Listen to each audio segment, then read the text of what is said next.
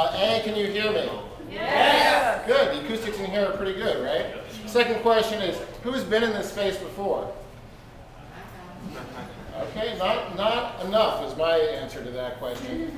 I think this is a really great space, and we kind of divided up our little group based on inside versus outside, so we didn't spend as much time working on the rest of the building and the landscape. We've got plenty of ideas for that. We'd love to throw in our support for other people, but we really focused a lot of our time on this space and being supported by a food or beverage vendor in the rest of the building, in the front of the house, etc.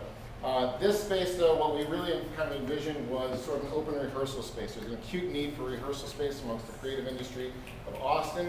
We also saw it as something that's very low cost and easy to implement. So what we wanted to do was basically make this space available at no cost, but you also can't charge. So you're not getting paid as an artist, but you get freedom of the space.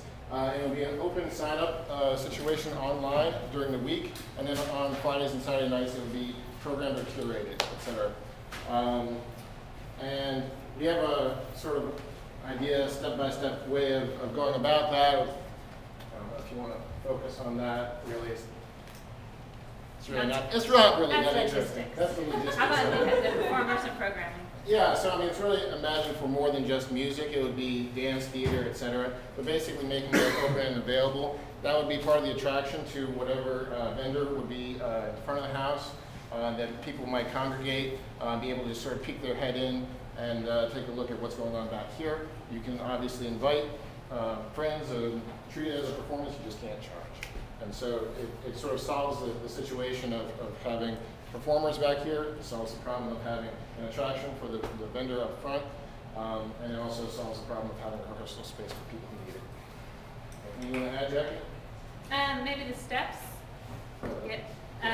Probably the most important thing is that the city needs to establish a mechanism to lease city buildings to private entities and to allow for private vendors on city land, which I think we've all seen in lots of situations. We would create a business model for the specific space and identify an entity to manage and promote the open rehearsal space. And of course we need to secure a vendor to lease the kind of the restaurant or cafe space. And finally, an appropriate relocation of the existing services.